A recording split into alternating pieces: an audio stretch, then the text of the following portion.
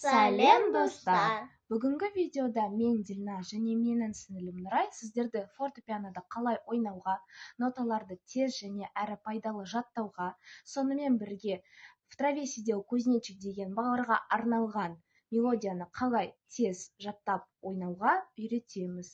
Және бүгін бізде фортепианодан мастер-класс өтеді. Ең бірінші нота бұл бізде до нотасы. Ре,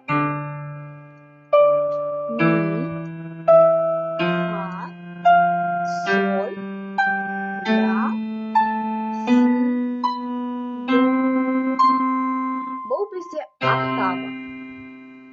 Біздің мастер-классымыздың аяқталуына сәл қалды. Және біздің ең соңғы үйрететін мелодиямыз бұл бізде «В траве сидел кузнечик» балаларға арналған мелодия болады. Осы мелодияда бізде ең бастысы темп болады. Және біз фа, ми, до ноталарын аламыз. Бастаймыз. Фа, до, фа, до, фа, ми, до, ми, фа. Қайталаймыз. Фа, до, фа, до, фа, ми,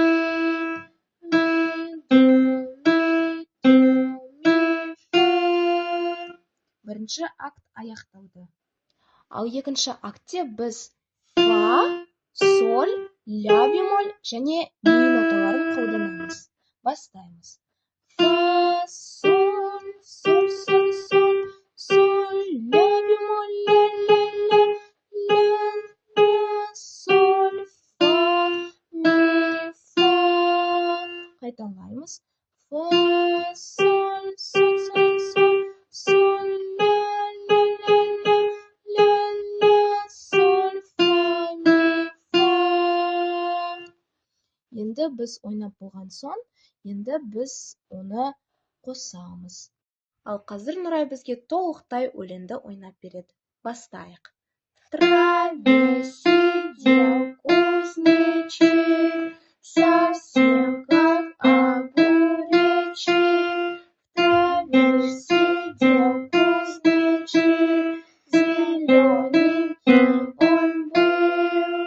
Представьте себе, зелененький он был. Представьте себе, зелененький он был. Назар аударғандарыңызға көп-көп рахмет. Пока-пока!